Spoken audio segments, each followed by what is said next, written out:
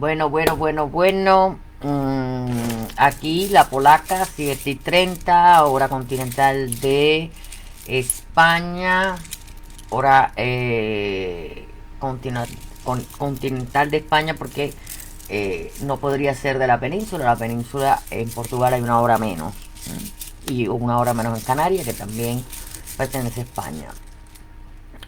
Contenta, feliz. Hoy he visto una noticia además en una página muy interesante que se ha abierto en vivo, que se llama El Metropolitano, y ya se aprobó pues la construcción de de una de una estructura que va a dar otra más, va a dar mucho que hablar y mucho que decir arquitectónicamente en Vigo, que se despega así, ya se desprende definitivamente de toda la arquitectura gallega, y es la construcción de unos ramales de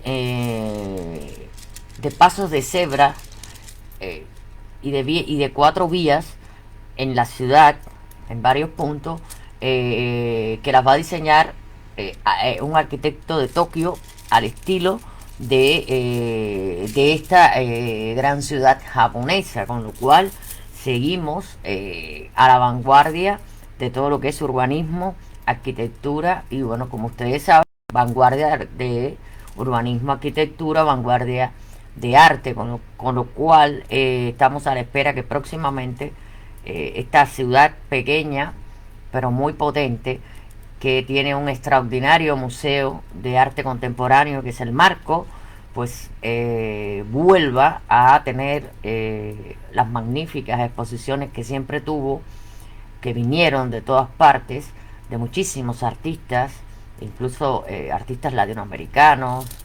Existió incluso una exposición curada por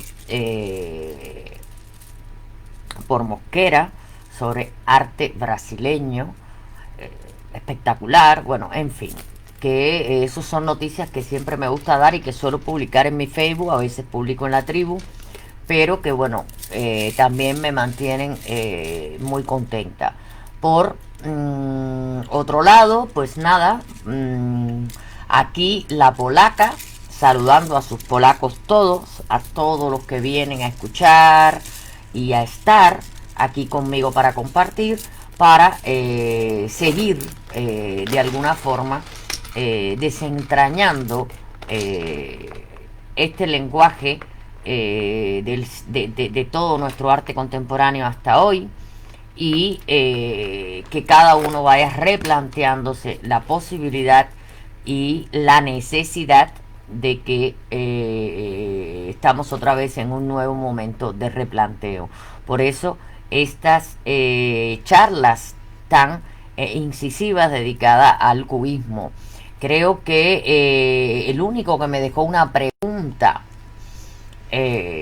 para hacer, para responder y para hablar sobre ella, fue Menardo, mi hermano Menardo, que me preguntaba algo así de por qué el cubismo constituía el lenguaje más importante o más a tener en cuenta en el arte contemporáneo. Y bueno, yo creo que un poco por lo que he ido desgranando y por lo que seguiré desgranando también, para esa atención que siempre presta Jeque Menardo.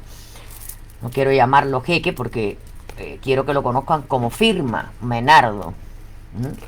Y por una característica que él siempre me escucha a la misma vez que dibuja, con lo cual es algo que hay una conexión directa entre lo que está escuchando y lo que está haciendo. Yo pienso y creo que he reiterado mucho que el cubismo es el lenguaje original, es la lengua primitiva, la lengua primigenia del arte contemporáneo, del arte del siglo XX. El cubismo elimina de una vez por todas ya el último reducto que hasta ese momento ni siquiera los más atrevidos como Matisse se habían decidido a romper definitivamente, y es el tema de la perspectiva. Y esto lo va a hacer de una forma brutal, como siempre, nuestro querido Pablo Picasso. Si el cubismo no hubiera existido, yo hoy lo conversaba con Ana, ¿no? En la después de comer, yo creo que no hubiera existido un desarrollo tan fuerte, ni hubiera existido un arte tan importante, ni se hubiera producido la ruptura total con el arte anterior. O sea, el arte contemporáneo flota como un islote aparte dentro de la historia del arte. De hecho, cuando uno académicamente elige en qué se va a licenciar y en qué se va a doctorar, es curioso porque el resto de las, o sea, o te gradúas, o te licencias o te doctoras, como quieras llamarlo. Más bien es cuando se culminan aquí los estudios de licenciatura, que están muchísimo más ordenados que a nivel, por ejemplo, de Cuba, donde tú te gradúas solamente de historia del arte. Aquí ya tú te gradúas de historia del arte, pero con una tendencia, una especialidad que después te va a llevar a lo que sería la parte científica de investigación y a ser admitido tu proyecto de investigación como tesis doctoral, etcétera. Tienes la posibilidad de graduarte en arqueología, que ya abarcaría todo lo que son las primeras civilizaciones, en arte medieval, que abarcaría muchísimo, y después se resume algo así como arte, o sea, no hay una preclara, ¿no? Definición para el Renacimiento, tal, pues es como una especie de arte europeo, mm, arte europeo, una consideración que es arte moderno, que abarca ya lo que es 18 y principios del 19, y de ahí saltamos directamente a la especialidad de contemporáneo. Y esto no es por gusto. Así como no se hace tanto hincapié y se dan largas y abarcativas gestiones y uniones para que los graduados, o sea, graduarse en arte medieval en España o en Europa es, no sé, graduarse del infinito, porque es lo que más abunda. Pero graduarse en arte contemporáneo implica una especialización. ¿Por qué? Porque a diferencia de los otros momentos, el arte contemporáneo tiene muy poco recorrido, pero sin embargo es tan necesario el estudio profundo, es tan necesario la visión de continuo. ¿Por qué? Porque el arte contemporáneo nuclea en muy poco tiempo muchas y muchos lenguajes, muchos y muchos artistas. Es como una exuberancia donde, vuelvo a decir, la figura del artista vuelve a tomar esa impronta de un demiurgo, de un creador, quitándole todo el apartado romántico ese que se tiene del artista como torremarfilista, sino más bien un artista es alguien implicado, porque está dentro de lo social, pero al mismo tiempo es alguien ignoto, desconocido, en el sentido de que está inmerso en un mundo interior. Y es justamente a partir del cubismo donde el artista entiende que la inmersión más profunda en su interior va a gestionar una comprensión más definitiva del arte. ¿Por qué? Porque le va a dar la posibilidad al espectador, al comprador, al simple, a la simple persona que consume arte, porque lo sigue, lo mira, lo ve, lo lee, y a los estudiosos, de completar eso que estamos mirando dentro de nuestra propia lógica, pensamiento, de nuestras propias sensaciones, emociones. Es el cubismo quien inicia definitivamente eso. Es el cubismo quien inicia y quien empieza a hablar ante eso que yo hablaba ayer, que es como un quedarse mudo, ¿no? El arte como que hubo un momento ahí que quedó diciendo, ¿y ahora qué hago, no? Pues el primer, el, el intento y la consecución entre 1906, que Picasso pinta Las Mademoiselles de Avignon, que hoy leía algo que decía que ese cuadro es el cuadro de las prostitutas más caras del mundo, o del burdel más caro del mundo, ¿no? Porque es un cuadro además iniciático dentro de ese momento, y a partir de ahí hasta más o menos el 17, aunque se continúa, porque vamos a estudiar posiblemente la semana que viene una figura muy interesante, otra mujer también que se sale por completo de las normas, que es Tamara de Lempicka, que hizo también cubismo. Pero bueno, se fecha más o menos la conclusión del lenguaje. Aquí no es la conclusión del movimiento, sino la finalización y la cristalización y ya el resumen de ese lenguaje en el 17. Y Menardo, yo sinceramente creo que el resto de los movimientos, de las intentonas de lenguaje, porque hubo movimientos, o sea, el futurismo más que un lenguaje fue un movimiento que intentó mostrar ciertas características que dependían exclusivamente de que el cubismo se hubiera desarrollado, esa tendencia a querer siempre hablar del movimiento. O cuando vamos a la obra de Marcel Duchamp, que hace El Gran Vidrio, pues ahí el cubismo tiene una impronta muy especial.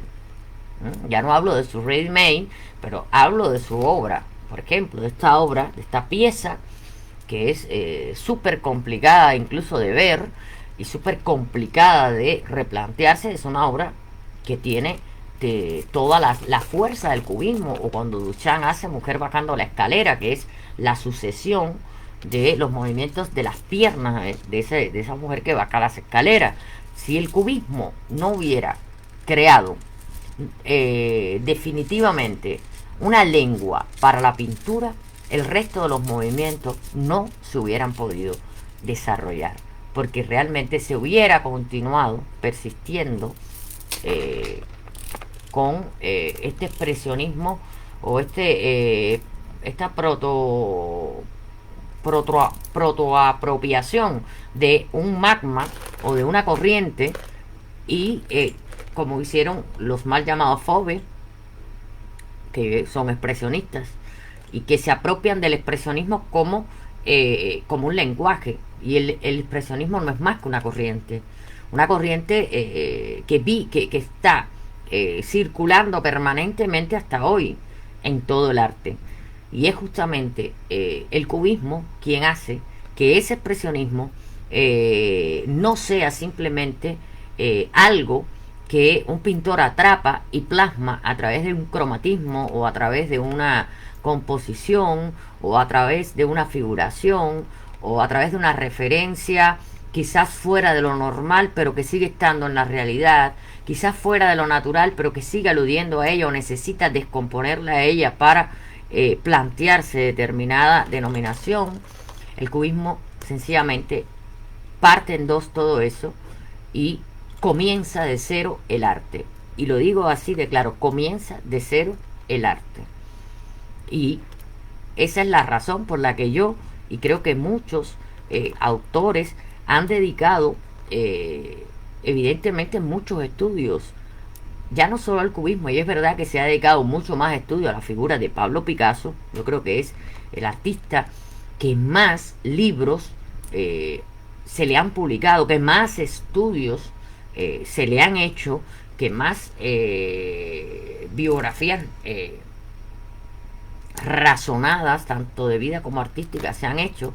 Ahora se ha hecho una edición de toda la obra de Pablo Picasso, analizada, completamente analizada, que la han hecho en, si no me equivoco, en Londres.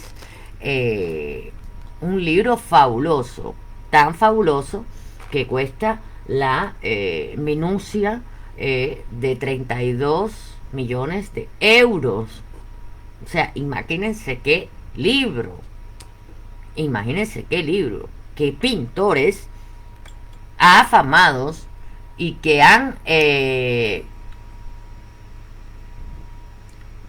YouTube están todas las que nada, no pregunté nada. Pintores tan afamados y con mucho dinero han dicho sencillamente que admiran profundamente a Picasso, pero que no pueden pagar ese libro. O sea, un libro con toda su obra razonada. Yo, cuando me lo pueda permitir, obviamente me lo voy a comprar, porque eso sería para mí la joya de mi corona. Pero lo que quiero decir es que todo se centra en Picasso, y Picasso trasciende como ese gran pintor que es, justamente porque es él y Break quienes van a ponerle banda sonora visual al mutis que se crea cuando Matisse ya no tiene más nada que hacer, cuando esos llamadas fieras se amansan y pasan a ya no solo es que es el padre del cubismo como arte, es el creador junto a Break, y no lo olvidemos nunca, porque Break es un artista muy poderoso en su cubismo, y hay muchos tipos de cubismo, después lo vamos a ver. Yo creo que el cubismo es quien define, quien dice, bueno, esto, a partir de aquí hay un arte, y todo lo que hay para atrás no me interesa, no me importa. Yo creo que por eso nos especializamos los que queremos, que de todos los que se especializan, yo no,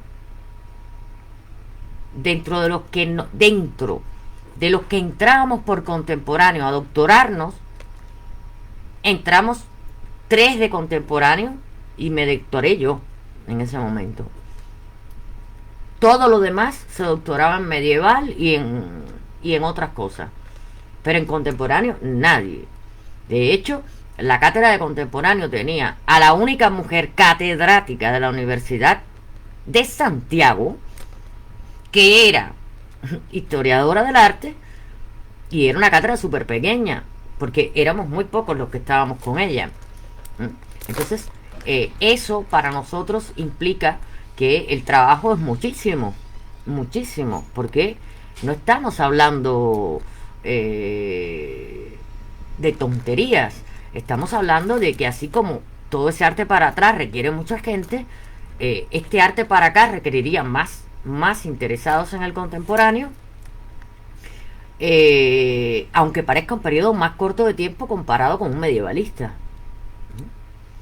Hay que tener en cuenta que también uno va especializándose y va cerrando su coto, ¿no? Hacia dónde voy. Pero, por ejemplo, mi coto está abierto porque incluso en este libro que yo acá, bueno, que acaban de publicar, yo abarco desde 1900 hasta 1995. Claro, es un estudio histórico-artístico crítico, pero abarco todo ese periodo, es mucho, para después monografiar. Pero en esto es igual, nos vamos cada vez ciñendo más. Yo me he ido ciñendo a que a mí me interesa la creación del lenguaje, del expresionismo puro, de un purismo que tiene como base el expresionismo. Y por supuesto, no hubiera podido existir la abstracción como lenguaje si no hubiera existido el cubismo, porque es lo que va a después a suceder. No hubieran podido existir personalidades tan singulares como Tamara de Lempicka, que no solo va a ser cubismo puro, sino que después todas sus figuras van a estar compuestas, sus figuras femeninas fundamentalmente, porque ella dejó muy claro, y siempre lo tenía muy abierto, que su bisexualidad, y ella retrató muchísimas figuras femeninas. Los pechos son cilindros, los brazos son, pues, los pechos son conos, los brazos son cilindros. O sea, viene con toda una estética que nace de aquí. de esa descomposición que se hace. Por otra parte, hay que tener en cuenta que el cubismo, que se supone que parte de cuando él empezó a pintar las famosas Mademoiselle de Avignon, de las cuales no nos podemos desprender, y llevamos 3 o 4 conferencias, porque es que ahí está el germen, y las tengo delante en este momento.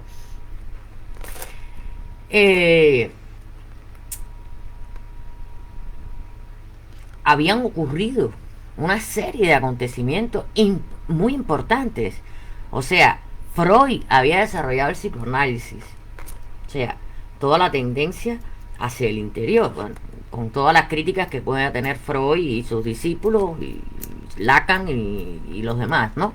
Pero había desarrollado la primera teoría, podríamos decir, sobre la introspección mental de una persona. El cine estaba avanzando a pasos grandes. El cinematógrafo nace en 1800, sí, en 1889, y empieza, o sea, los Lumière crean el cinematógrafo, pero empieza a desarrollarse ya la cinematografía, sobre todo en Francia, con ese gran hombre que un día me gustaría hablar de él, que es Méliès, que tiene muchísimo que ver con la plástica. El cine empieza a desarrollarse potentemente. Hay que tener en cuenta que, si no me equivoco, la primera película sonora es del año 24 o 29, que es El cantante de jazz. No sé si es el 24 o el 29. O sea, mire cómo esto avanza. Y por último, tenemos que decir que la mente, una de las mentes más brillantes del siglo, postula la teoría de la relatividad en 1905. Y hay que entender que estos pintores también estaban influenciados y enterados de lo que científicamente se estaba proporcionando al mundo. Einstein era un personaje conocido en ese momento. Y Picasso era un seguidor de las teorías científicas. Quizás no leería muchas otras cosas, pero eso así. Con la mezcla de todo eso, porque el cubismo no es más que un estado de relatividad entre el artista y el espectador. Existe una relatividad tiempo y espacio a la hora de configurar esas líneas o esos fragmentos que nos ponen delante. Existe aunque lo estemos aunque lo veamos el día después de haberlo hecho, hay un tiempo elástico donde tú puedes moverte, como es realmente el tiempo relativo y como es realmente relativo al espacio. Eso ya está más que comprobado. La teoría de la relatividad, todo esto hace y parte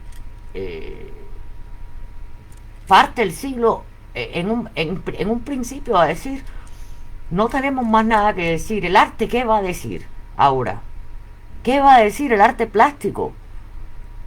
Si todo lo que está desarrollándose va increciendo y va hacia la emoción directa del creador, hacia la obra y hacia la inmersión del espectador ante el impacto de la obra en su mundo interior. Tenemos que crear un código, un símbolo, el signo, como nuevamente la base de esa pintura, y a partir de ahí generar composición, a partir de ahí generar los planos. Y yo creo que si no hubiera existido el cubismo, que existe porque fue necesario que existiera, yo no sé cómo ellos lo llamaban. De hecho, Picasso y Brecht nunca lo llamaron cubismo. Eso vino después. Pero si ese lenguaje, llamémosle como le llamemos, no hubiera existido, no se hubieran podido desarrollar los otros movimientos, hubieran retardado mucho en desarrollar, porque ninguno de los que vino después, porque son movimientos que se disuelven en el tiempo, mientras que el cubismo se mantiene muchas veces hasta hoy. La estructura, la composición, la forma de narración cubista se mantiene en obras pictóricas hasta hoy. ¿Por qué? Porque está alimentado del magma del expresionismo. Pues si eso no hubiera ocurrido, no se hubiera podido resolver el tema de que que el siglo XX y el siglo XXI tuvieran un lenguaje artístico. No se hubiera diferenciado, hubiera sido un continuum de agotamiento, como es casi siempre el canon occidental, de cantos de cisnes permanentes con respecto a la cultura y el arte. Entonces, hay que tener en cuenta que el arte que manejamos, que el arte que hacemos, que el arte que contemplamos, que el arte que nos impulsa, es el arte del siglo XX, independientemente de las contemplaciones anteriores, y que ese arte se creó en el siglo XX. No es que se falseó, que se venía fraguando, no. Se crea porque el arte se para en un momento donde todo es movimiento, donde ya hasta se estaba hablando de relatividad. Y si en otros puntos del conocimiento existieron grandes genios, era indudable que en el arte surgirían genios para decir qué es lo último, como que hay que quitar para poder empezar a hablar y poder empezar a expresarnos en la lengua de un siglo que requiere que nosotros lo visualicemos de otro modo, que la gente lo entienda de otro modo. Por eso el cubismo es la base que genera todo lo que es la técnica de la pintura, de la escultura,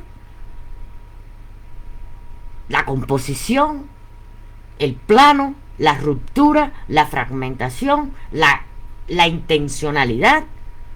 Genera todo nuevo, no se parece a nada. Por eso asombró. Pero no es como hoy hablaba yo con Tommy, y no es que creó un susto, que te asuste y ya después te vas. No, es que creó un estado de necesidad de siga los puntos que te mantenía seducido y que te mantenía en un estado también. Hay que entender que el público, con todos esos acontecimientos que venían sucediendo, también se había acostumbrado a ver. También se había acostumbrado a ver. Y de todo lo que estamos hablando se expone en París en ese momento. Después se lo llevan, pero todo se expone ahí. La primera presentación cinematográfica, que la gente sale corriendo porque el tren viene para encima. La fotografía con Daguerre se había desarrollado ahí y empieza a evolucionar y a crecer y a hacerse más importante y a cambiar y a cambiar. Entonces yo creo que afirmo, ratifico y lo digo en público y en tribuna, que para mí el arte, el lenguaje cubista es el dador de que hoy podamos estar hablando de arte del siglo XX y XXI, podamos estar hablando de arte contemporáneo, y yo me hubiera podido licenciar y graduar y doctorar en arte contemporáneo. Es así. Y ocurrió rápido, bastante deprisa. Crear un lenguaje no es fácil. Amoldar ese lenguaje y tener que crear una composición para ese lenguaje a nivel pictórico, ustedes que pintan saben que no es fácil. Desentrañar unas reglas específicas y ponerlas a funcionar, cada uno a su manera, porque eso es otra cosa. Cada uno creó una forma de cubismo muy diferente a la otra. Aquí ya no hay una imitación, aquí no hay canon.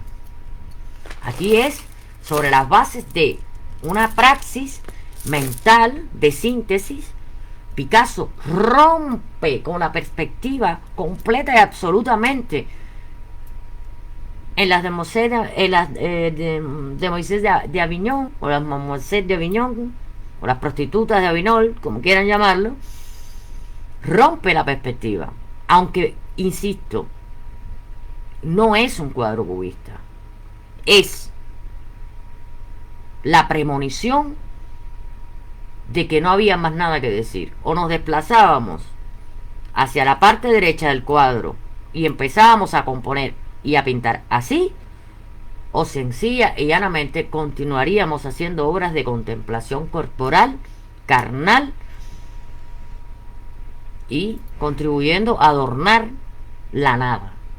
Y estos pintores ya parten del pensamiento y la reflexión. No se trata de buscar un punto científico, se trata de que todo lo que se está desarrollando científicamente, un pintor, un artista, lo misture con un estado interior y lo convierta en arte. Y que haga que eso le llegue a un espectador, pero no a la retina, sino que lo interiorice y le provoque pensamiento, porque toda emoción provoca pensamiento, menos el amor, que nos vuelve tontos. Todo lo demás, pero bueno, el amor no es una emoción. El amor es un estado de bastantes variaciones y de bastantes fases, ¿no? Pero todo lo demás provoca un pensamiento.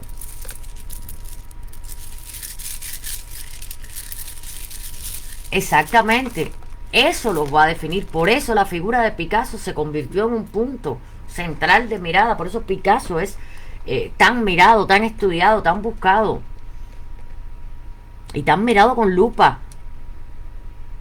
porque es que él creó algo, además sin comentarlo y sin hablarlo y sin teorizar y sin nada. ¿Quieres teorizar? Pues mándate la obra, hazla tú, búscate la vida, porque yo estoy trabajando duro con otros que también están interesados en que no seamos nosotros los que inauguremos un siglo también con una pintura nueva. Se inaugura un siglo. La revolución la revolución industrial ha avanzado muchísimo. Pues nosotros tenemos la obligación de crear de la nada lo nuevo. La forma de expresión, contacto visual, interiorización, pensamiento a través del arte. Es una necesidad. Son personas que ya están insertos en un nuevo siglo, que tienen una juventud madura en un principio de siglo, y que todo lo que venía detrás de ellos y que vieron y no les decía absolutamente nada, ni les servía para expresar. Imagínense que ustedes no puedan expresar, no puedan decir, porque no tienen nada que decir, porque todo lo que tienes atrás está en un lenguaje arcaico y la gente no te entiende ni se fija, porque la repetición y la reiteración de lo mismo, más curvado, menos curvado, menos académico, menos, pero es lo mismo. No hay nada nuevo, no me aporta nada, no me hace sentir nada. Y ya Picasso con este cuadro estalla, que se va a una temática brutal, que tampoco era nada singular, porque Toulouse-Lautrec pintaba muchas bailarinas del Folies Bergère y del Moulin Rouge, pero aquí, aunque le cambiaron el nombre, que no se lo cambió él, está retratando no modelos, prostitutas, ya en posiciones completamente abiertas, eróticamente, y sin embargo el cuadro, a nosotros los historiadores, a nosotros los que visionamos el cuadro, lo menos que nos interesa es si hay o no hay erotismo, es descubrir la transición que hay de una parte del cuadro a otra, es el desempapelamiento que hay de esas figuras como si hubieran sido traídas en papel de regalo, y es simplemente que él rompe con los fondos, y en el medio de todo eso te encuentras un frutero con un melón, con una sandía, y unas uvas y unas figuras ahí, otras frutitas, todo en una geometrización, y es eso lo que parte el cuadro en dos. Porque hay una mujer que centra ese cuadro, centra la atención porque es la que está hecha, fíjense, de forma tradicional, donde incluso él mantiene cierto estilo de peinado que él usaba mucho, que era como él, hacia arriba. Y mantiene la posición y mantiene el pudor de ese personaje tapado. La que le sigue hacia la izquierda es una mujer, sí, pero que ya empieza a ser más geométrica. La otra está puesta de un perfil totalmente deformado, no por anatomía, sino que está completamente puesto única y exclusivamente con líneas, con resolución de planos de color, con una piel blanca, pero ya insinúa una cara negra, una cara tahitiana más que negra, para pasar automáticamente, así cuando miras hacia el otro lado, a ver una mujer con una máscara, toda con los pechos cubistas, con colores con verde, pero no solo eso, debajo tenemos una máscara, una mujer que está de espalda, con la cabeza completamente girada hacia atrás, toda geométrica la cara, no hay nada que concuerde en una posición, y todo sobre lo que están sentados parecen cristales, y todo donde están incrustadas parecen roturas de tiempo, desgastes, desconches de pared, de esas paredes que se tapizaban de papel. Entonces, ¿es un cuadro cubista? No. Es un cuadro que está diciendo, señores, esto que está aquí no conmueve. Lo pongas como lo pongas. Hay que empezar a crear un signo que vire. Porque mira todo lo que yo he tenido que pintar para dar a entender un motivo, cuando esto se puede sintetizar única y exclusivamente en ambas máscaras. Es eso lo que quiso decir Picasso. Para yo dar un tema como este, erótico, para yo plantear un tema como este, vulgar, ordinario, normal, que es lo que nadie nunca se plantea, pero hacerlo también de forma diferente, sin embellecimiento, sin rutilancia, sin tendencia a que la persona quede plantada porque es erótico, como por ejemplo el nacimiento del mundo de Courbet, que es un gran pubis abierto, que lo intenté el otro día poner en internet y me censuraron la obra. Pues la pintó Courbet y está ahí en el Louvre. A mí que me cuentas, ¿no? Pero no es ni eso. Esto no quiere provocar erotismo, no quiere provocar voyerismo. No te sientes un voyeur mirando a estas mujeres. Te sientes, y cuando lo miras, te sientes que son fragmentos, roturas, mujeres que puedes descomponer de un lado a otro, cabeza con cabeza, intercambiar las cabezas, y si tú intercambias las cabezas, los cuerpos cambian, excepto en la figura central, donde él mantiene cierto apego a una figuración erótica, para marcar con mucho cuidado el punto de inflexión del cuadro, donde hacia acá empieza a deformar de una manera, pero dice, no hay para acá tampoco. No me basta con... Él aquí está haciendo alusión, cuando él pone esa cara tahitiana, que sé, indígena, hacia este lado, está diciendo, tampoco vale Gauguin, tampoco hizo nada. Está hablando de Matisse, porque en ese lado hay un rojo imperante. Busquen, miren la obra. Aquí está hablando de Matisse y está diciendo, no hay nada que hacer.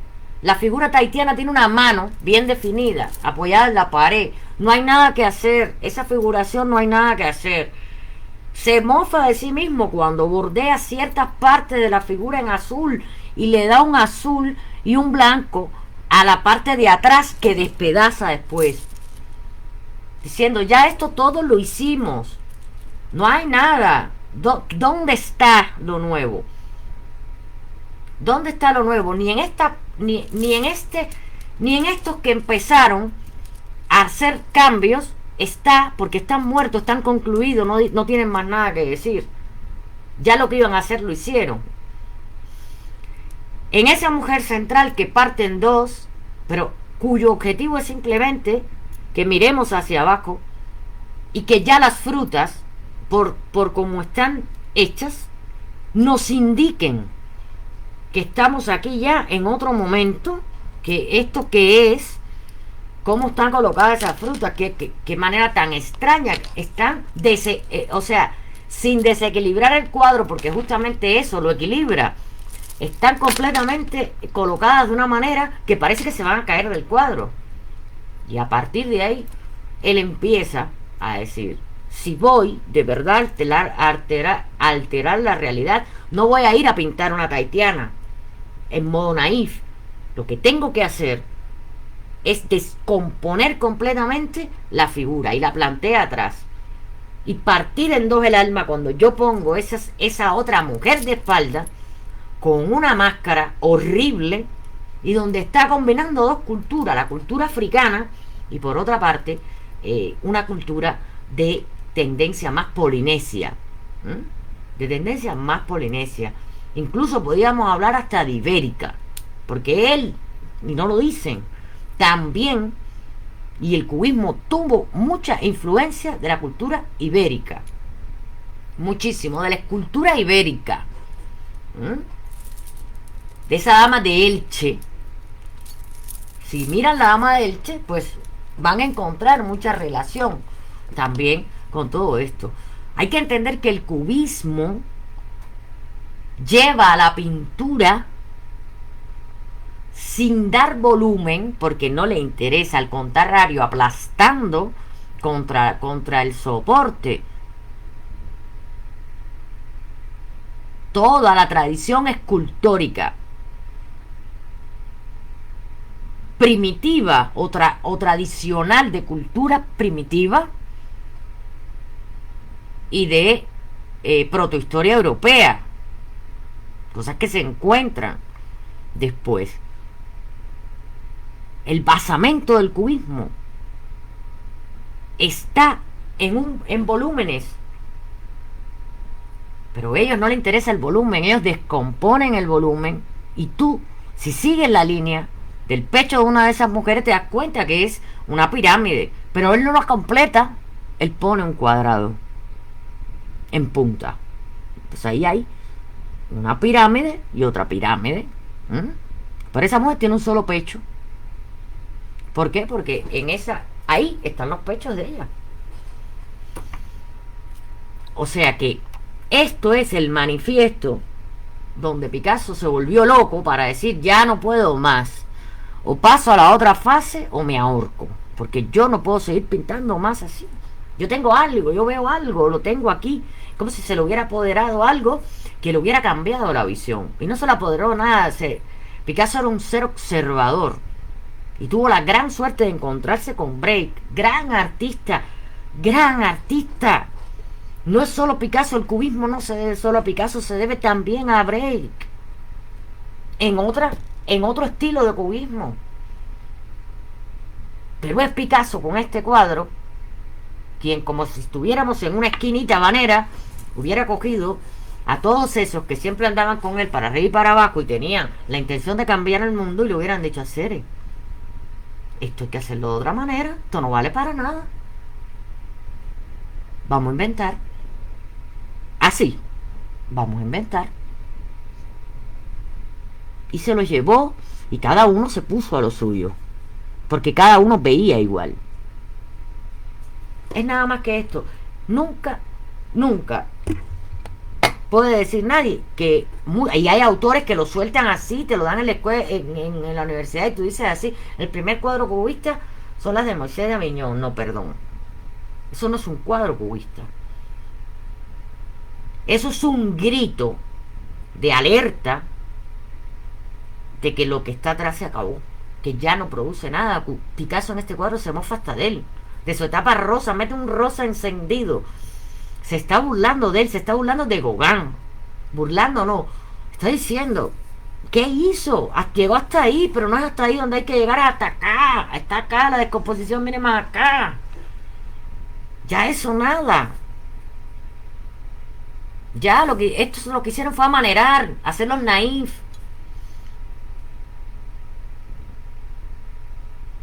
Meterse sustancias para que los ojos le hicieran ver brillito. No pasa por ahí. Yo veo brillo sin meterme nada.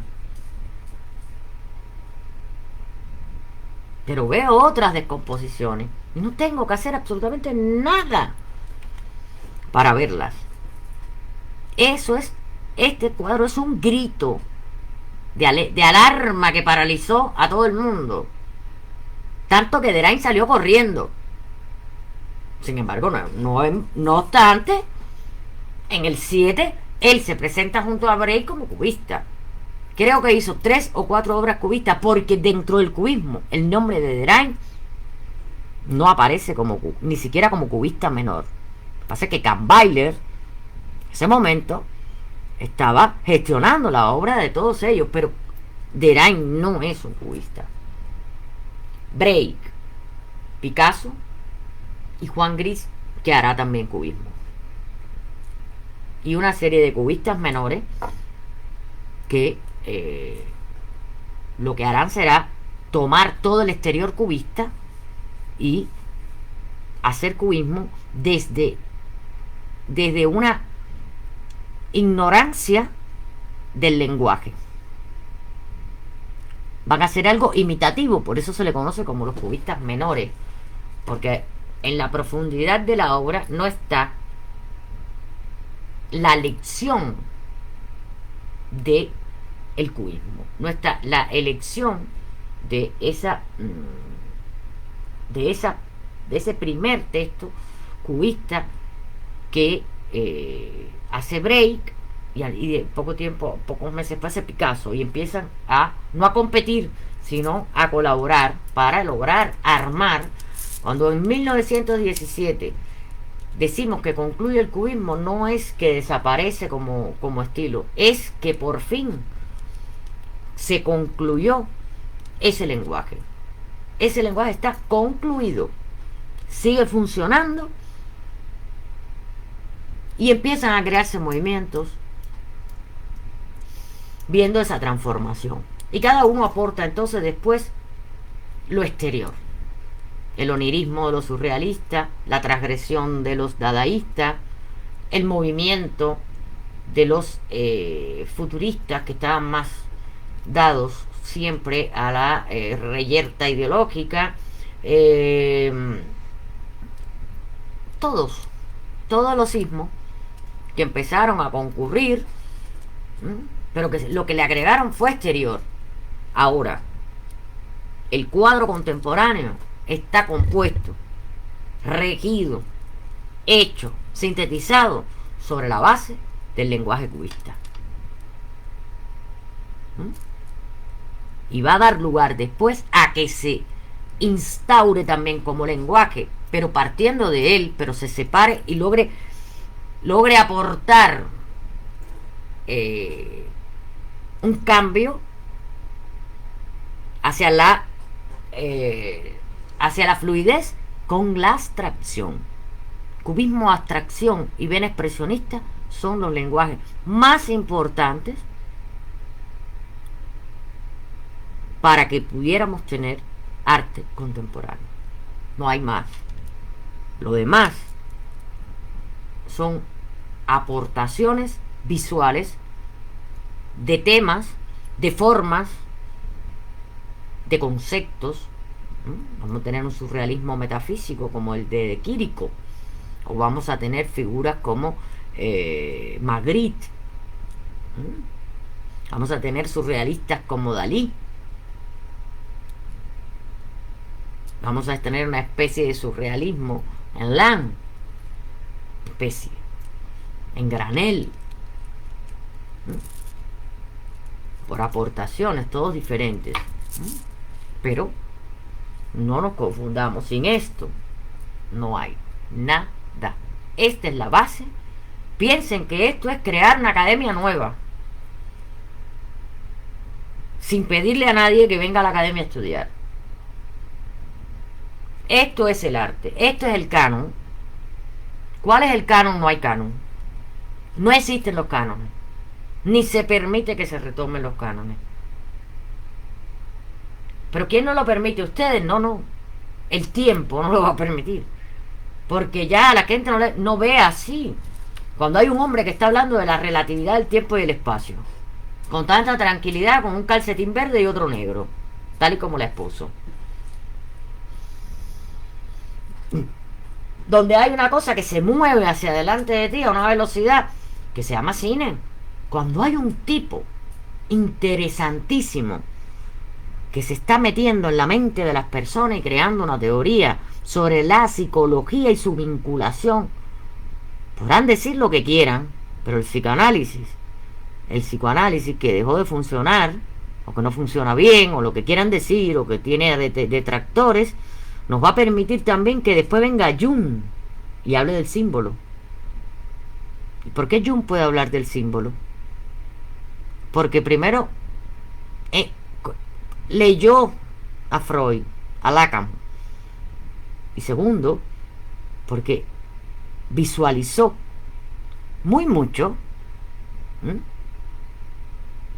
todo el nacimiento del lenguaje con el cubismo, todo lo cínico que va a tener el cubismo, donde no va a haber que rellenar todo y dar continuidad a todo, y donde para dar erotismo vamos a ver que no va a hacer falta alguna de recrear carnalmente nada, porque erotismo no es solo una burda exposición de la sexualidad, y esto es un tema que Picasso usa porque le sirve.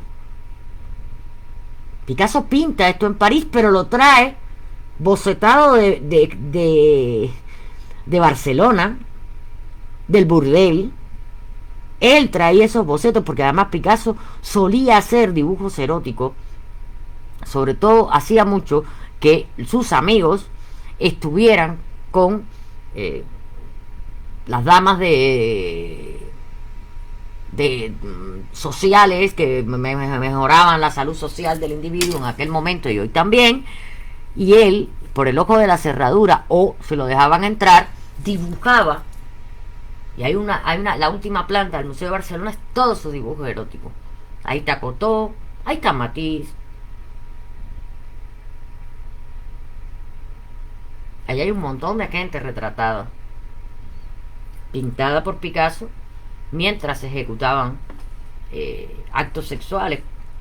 Picasso, porque esta obra incluía 2 hombres dentro. Picasso cogió esto y en esto fue donde él empezó a transformar. Esto era posiblemente un dibujito de esos que él le había hecho a algunos de sus amigos.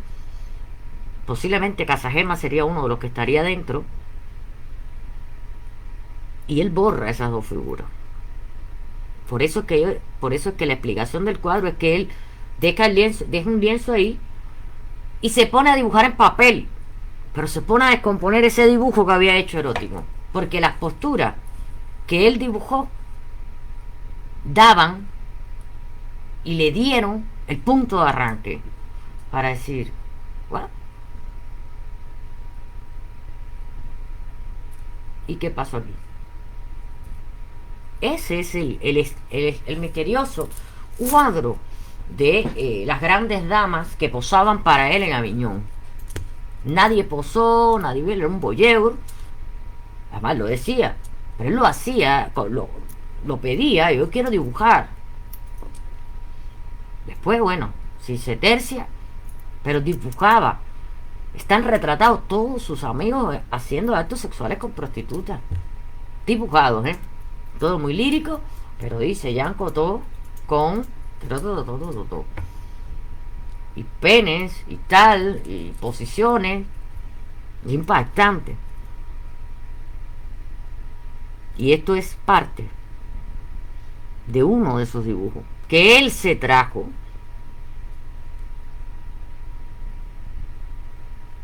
y que le dio para darle al cerebro y decir, uy, aquí hay algo, porque ese posado de esas mujeres, él debe haber interrumpido la actividad sexual de todos estos, de los agentes que estaban dentro realizándolo, y de pronto él cae en un trance y aparta y dice, pónganse así, así, así.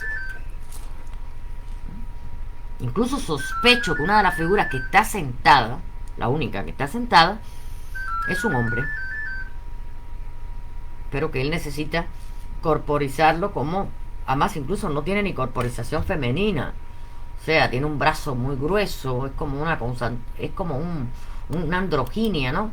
Donde ahí también él se juega, porque pinta mucho rosado, su tapa rosa. ¿Mm? Y ya lo pone con un color piel diferente, un color anaranjado, color cubista, para sugerir la piel. Entonces, eso es lo que ocurre con esto. Nada más. Pero no es una obra cubista. Es el descubrimiento de algo que él trajo consigo de, eh, de su viaje a Cataluña, que él lo solía hacer. ¿Mm? Y lo solía hacer estos ejercicios, no sé, estas cosas que hacían ellos, que se lo pasaban pipa, y Picasso además se lo pasaba doblemente pipa, porque Picasso era sexo, arte, sexo, arte, sexo, arte, sexo, arte, o sea, doblemente bien. Incluso hay una obra de Picasso, un autorretrato que está hecho a la forma de una máscara africana. Fue una de las primeras cosas que él se hizo. Su propio autorretrato. ¿Cómo sería si en vez de retratarse como él muchas veces se retrató? Él tiene retratos de él muy buenos. Autorretrato. ¿Cómo sería si él tuviera esa fase, pues ese rostro, de esa máscara muy sencilla, africana? No es una máscara complicada, es una máscara balúa, muy sencilla, una máscara no, simplemente ornamental, no de carácter ritual, y se retrata con esa cara. Pero no solo le basta eso, ya la máscara es de por sí muy, muy, muy geométrica, pues él la geometriza todavía más y le omite cosas que tiene la máscara.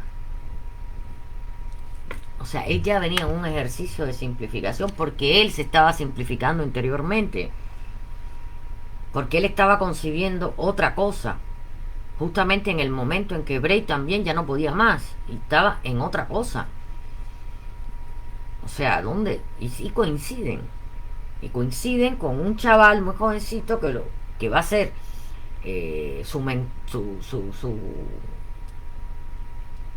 no sé, el que le decía que sí a todo, hazlo, hazlo, hazlo, me parece bien, el que aprendió con ellos y los estimulaba, que es Kahnweiler. Y por otra parte coincide con que Madame Stein llega y le da la posibilidad, comprándolo ella para ella, pero para crear una galería abajo de donde vivía. Tenía como un patio con un taller, y en ese taller ella lleva a Picasso a ver un Cézanne que ese año era conmemorativo, y se hace una exposición antológica sobre Cézanne, que Cézanne lo habían olvidado desde el día en que pintó la primera vez, pero llegan a reconocerlo y le hacen una exposición, y en esa exposición desaparece un cuadro después, y que Picasso nunca se quitará de aquí. Ese cuadro vuelve a aparecer en casa de Gertrude Stein, porque Picasso nunca se olvidó de aquel cuadro, y cuando lo volvió a ver dijo, no, esto es el salto en pértiga, me saco a Cézanne de donde está y me lo llevo aquí. Me lo traigo conmigo. ¿Qué Gauguin? ¿Qué? No. ¿Cuál es la lección de Cézanne? Como también lo afirmo. Si Cézanne no hubiera existido, si Cézanne no hubiera pintado, a pesar de que nunca se reconoció y prácticamente fue un apestado, si Cézanne no hubiera hecho las transformaciones pictóricas que hizo, no existiría el arte contemporáneo. Es Cézanne el pionero, es Santo Cézanne para estos pintores. Santo Cézanne, el que trae completamente la simplificación y el desmantelamiento de un cuadro y deja casi a vista la composición. Santo Cézanne.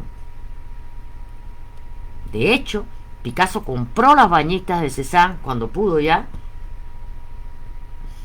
y las tuvo siempre consigo, nunca las abandonó y las tenía donde él se daba los grandes baños para pensar. O sea que la tenía en el cuarto de baño frente a su bañera y siempre miraba ese cuadro cuando se estaba sumergido ahí dándose sus baños de pensamiento y depurando ese cuerpo. Y ama, Picasso llega a amar a Cézanne por encima hasta de él. Que mira que para amarse Picasso más que a él, para él Cézanne fue su maestro real, porque Cézanne fue quien le mostró dónde estaba la composición y qué era lo que había que quitar, que no decía nada. Simplifica, simplifica, simplifica, llévalo al signo, al símbolo. Simplifica, símbolo, signo, línea, línea, plano, línea, no volumen, plano, plano, fondo, figura, confusión, plano. No lo concluye tu visión, deja que el espectador la concluya a su manera y vea lo que quiera ver. A partir de ahora no hay ninguna necesidad de que tú quieras que el espectador vea algo, no tienes nada que plantearle al espectador. Tú tienes que plasmar eso que tú quieres ver. Es como un vidente que necesita plasmarlo ahí para sacárselo de dentro. Bueno, pues a ese mismo ejercicio lo tiene que hacer el espectador. Esa introspección que tú hiciste para sacar eso, pues el espectador lo que hace es verlo y tener una introspección. A partir de ahí todo el arte va a ser introspectivo y ya el expresionismo lo quería así. ¿Y qué es si no Cézanne? Uno de los primeros precursores del expresionismo.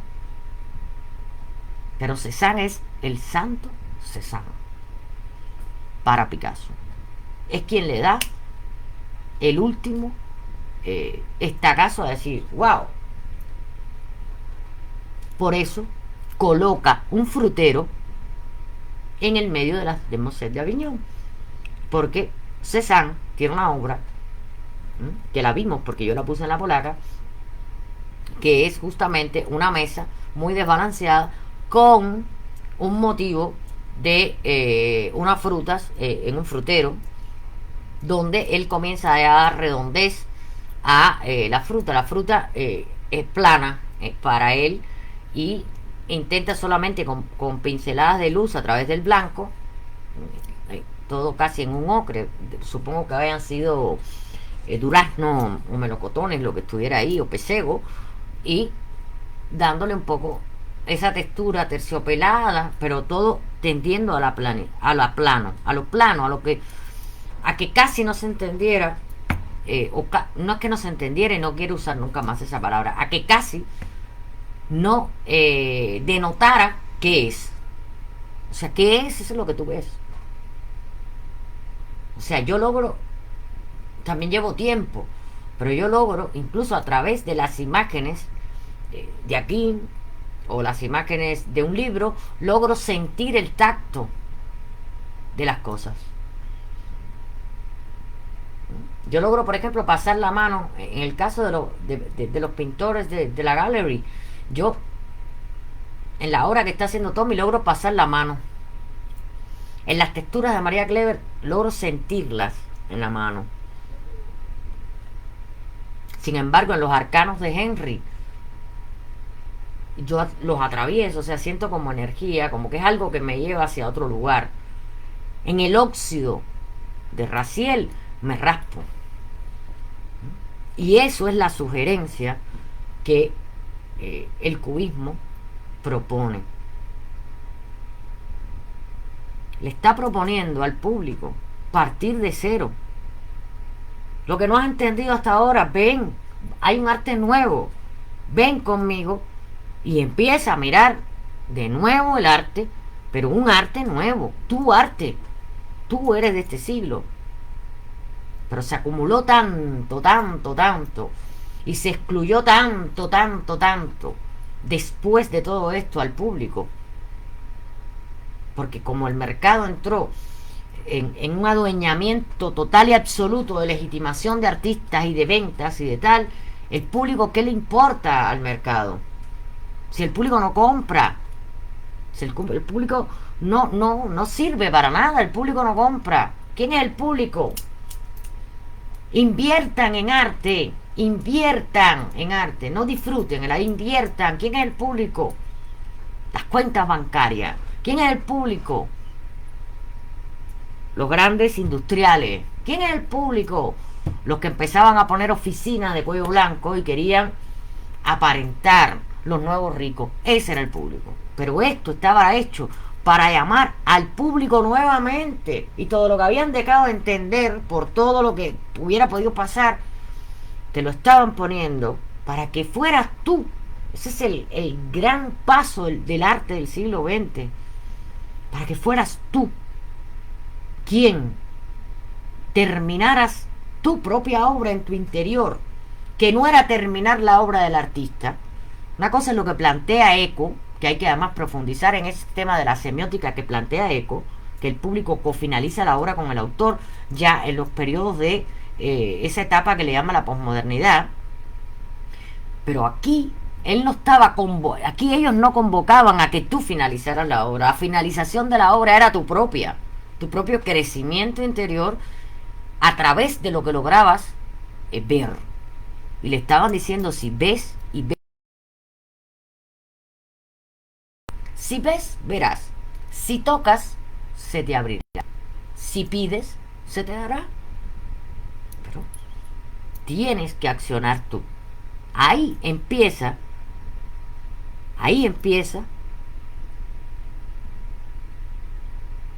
el acto de que el público vea la obra.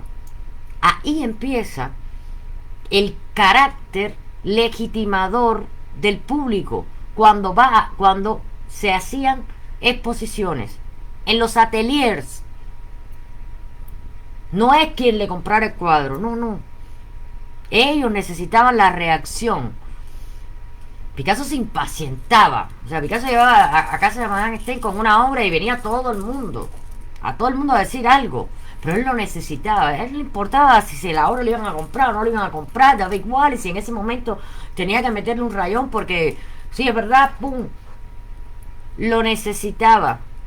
No que le compraran el arte, necesitaba que la gente lo viera. Ni Bray tampoco. Que no era entendido.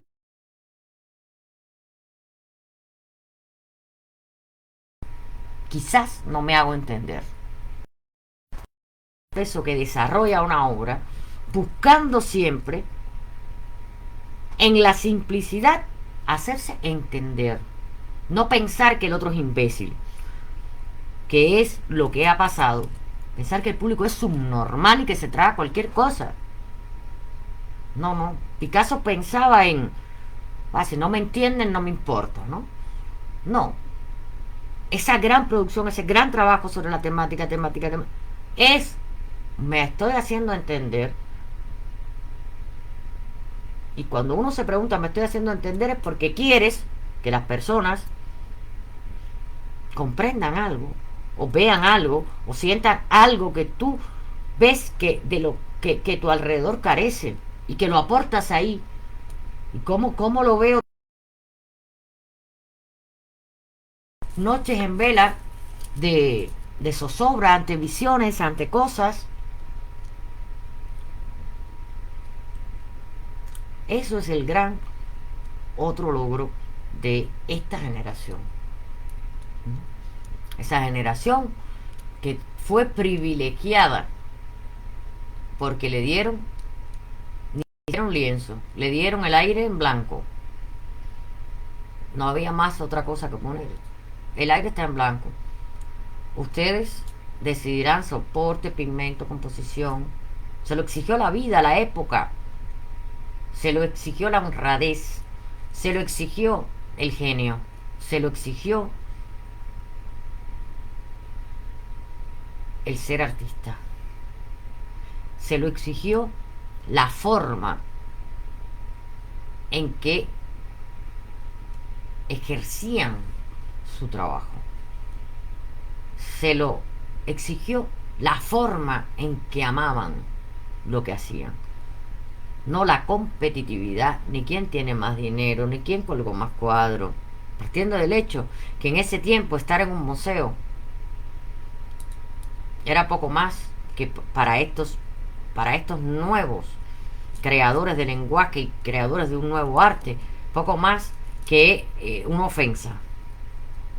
No querían estar en los museos. De hecho, el verdadero arte, las personas que verdaderamente hoy hacen arte, siempre han tenido un conflicto con la institución arte, que son galerías, museos, fundaciones. Porque no entienden. Otra cosa es que tú seas un coleccionista como Salomón Guggenheim y dejes tu colección al servicio de tu ciudad. Porque él lo decía, mi familia no sabe de arte nada, lo van a vender todo. Y yo quiero que la gente disfrute del arte. Por eso creó la fundación Salomón Guggenheim, que son todos los Guggenheim que hay por el mundo. No fue Piggy. Piggy fue galerista y coleccionista. No fue para nada la entidad grandiosa que fue su tío y su colección. No es el varón, el varón Tixen, la baronesa Tixen, que han legado la colección, su colección de arte, posiblemente una de las más importantes de expresionismo, a España. Y que la baronesa está en una batalla encarnizada con la nuera, el hijo, porque no quiere aún darle parte de la colección, porque no sabe si la colección va a pervivir o va a convertirse en yates y mojitos. Y es una colección importantísima. Pero en estos momentos entrar en un museo para ellos era, vamos, una ofensa. Escupían en las aceras de los museos. Exponer en el salón de la academia. Dios denigraba. Ahora se matan por los museos. Pero tú estás vivo. Tienes 30 años. ¿Qué coño quieres hacer en un museo? El museo es justamente el gabinete de curiosidades de la antigüedad. Es una casa de anticuarios. En el museo está el arte muerto, porque nunca convocan al público a verlo. No, porque no han educado a la gente, a los individuos, no a la sociedad, que eso no existe. A los individuos no los han educado en la contemplación y en todo lo que pueden aprender del arte. Estar en un museo es arte muerto.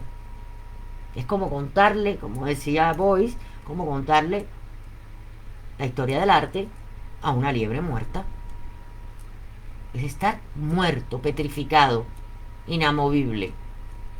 Por eso los museos de arte contemporáneo generalmente tienen una sala con su colección, la que tienen.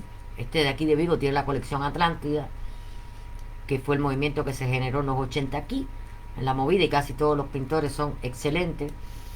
Yo he tenido la oportunidad de conocerlos a casi todos. A casi todos.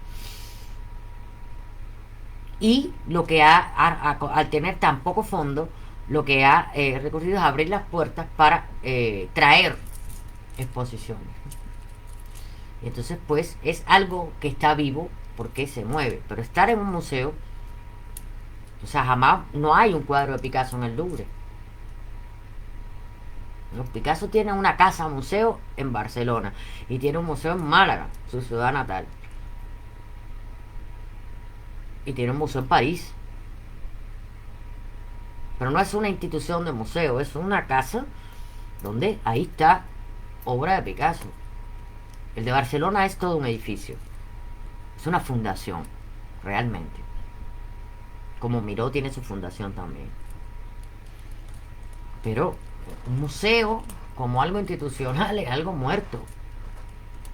Y el arte tiene que ser contemplado a plenitud. Por eso la tecnología nos permite apoderarnos de cualquier obra.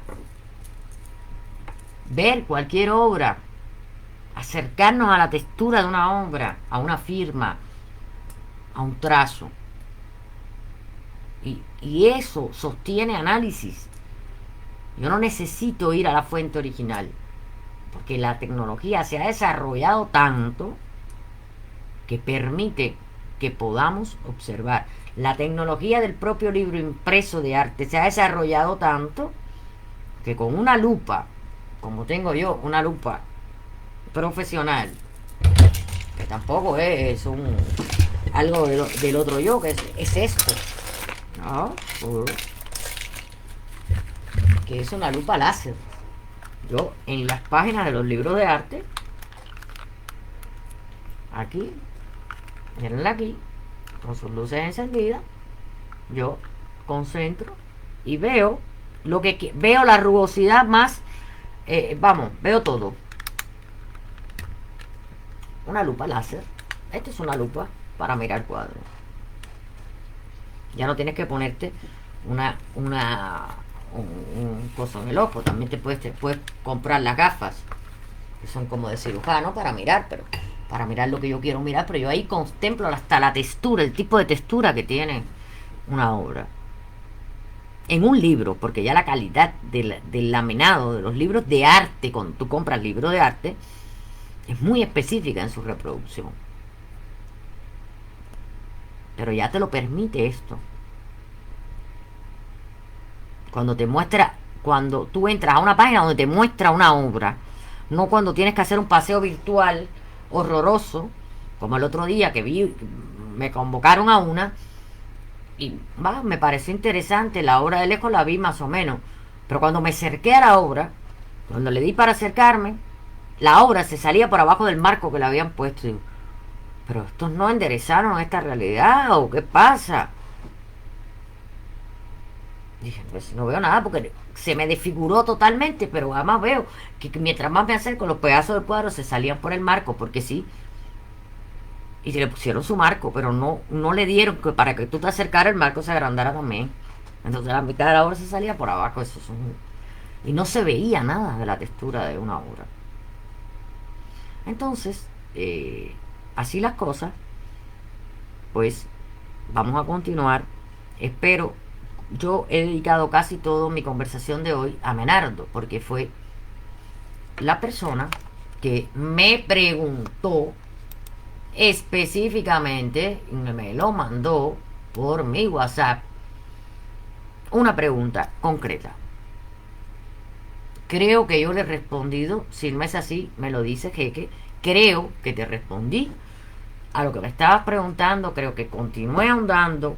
Creo que hoy ya les dije definitivamente lo que son las Mademoiselle de Aviñón. Definitivamente, ya no hay más que decir. Es eso lo que está ahí. No busquen más. Es eso. No busquen la composición. Eso es otra cosa. Pero es eso. Y la composición está desde los puntos de mira. No te preocupes, David. Déjame la pregunta y el lunes te la respondo. Si puede ser. ¿Te parece bien?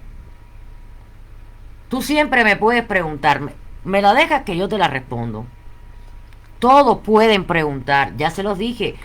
Si no son de la galería, que tenemos el grupo de Arte Virginia, en el Messenger. Me la dejan en el WhatsApp, porque seguro somos amigos. O me lo dejan en el mensaje de Facebook, de Messenger, que lo leo.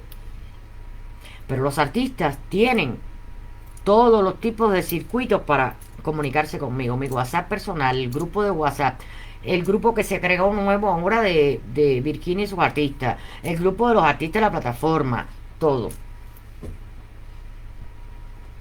No te preocupes, tú pregunta, porque yo a ti te voy a responder siempre. Y por cierto, ¿de quién era el cuadro que pusiste hoy? No lo pude entender. Dímelo. Esa, esa figuración negra con el trazo blanco, ¿de quién era, David? Sí, sí descubrí la de Jeque, porque además nadie pensaría nunca que eso era un portocarrero del año 42 llamado La Cena. Es una pieza interesantísima y muy inclinada, muy cesaniana y muy cubista. Porque todo el mundo está acostumbrado a ver el portocarrero de posterior, la flora, no sé qué, por las latas de galleta, cualquier cosa tenía un portocarrero.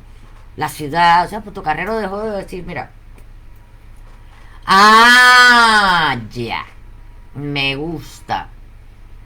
¿Eres tú el artista? Yo fíjate que me impacté, dije, pues ahora es mío, guárdamelo. Pero el portocarrero también que puso que no puso de quién era, todo el mundo dice, ese portocarrero, año 1942, La Cena. Buenísima pieza, como está pintada, excelente, muy cesaneana, muy meditada, tiene un mensaje tron y demuestra que Portocarrero era un extraordinario vanguardista, porque además esa obra tiende al cubismo y es muy apegada a cómo pintaba Cézanne. O sea que Portocarrero era un grandísimo pintor que lo convirtieron en creadora de la flora. No sé.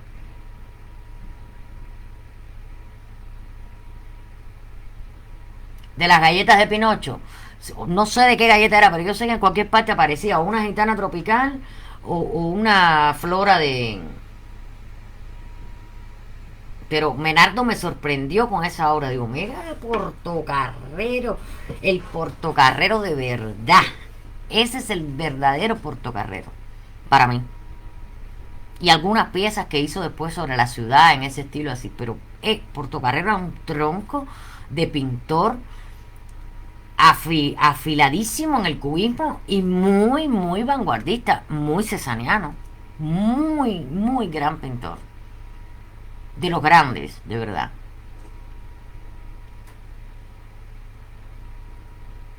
Entonces, como él, también Mariano tiene unos cuadros de esa época tan eróticos, pero además yo creo que Mariano era hasta pervertido, perverso. Unas mujeres, es como una consustanciación de todos con todos en el campo, que te quedas así y dices, claro, después tuvo que pintar gallos, que ya los pintaba, pero hacía unos gallos de pelea, de verdad, de cuando el gallo era una tradición de pelear gallos. Pero tiene unas obras eróticas, pero eróticas, y bastaba con mirarle la cara para darte cuenta que él era psíquicamente un poco... Pero todos esos pintores fueron grandes vanguardistas, después los convirtieron en o pasas por el aro o como Servando, como Antonia, como Raúl, que siguió haciendo, pero alcohólico perdido, y como muchos, como Guido Ginás, que no pasaron, pues tampoco pasó su obra. Pero sí pasa. Son los que son. Al final son los que son. Entonces me despido para no... Tommy, me despido. No me voy a continuar después. Me despido. Les doy un beso muy grande. Nos vemos el lunes con más y mejor. Con más preguntas. Quiero preguntas. Quiero responder preguntas. Pónganme en tesitura difícil. Que me haga pensar. Como el juego de quién es este cuadro. Que me parecía divertidísimo. Y además daba mucho juego a buscar. Y creo que yo llevaba el ranking de ganar. No me acuerdo, David llevaba ese ranking. Entonces, hagan preguntas. Pásenlo bien el fin de semana. Piensen, trabajen. Esos 10 artistas, piensen en qué lenguaje, con qué lenguaje vamos a expresar el nuevo mundo. Vamos a parar el arte. Paremos, que cuando el arte se para, el mundo se conmueve y grita, porque parece que no es necesario, pero esta es vital. Entonces, que lo que está arriba y lo que esté abajo les dé esa energía. Que Hermes Trimegisto convoque vuestra luz interior y que podamos desarrollar lo que queremos.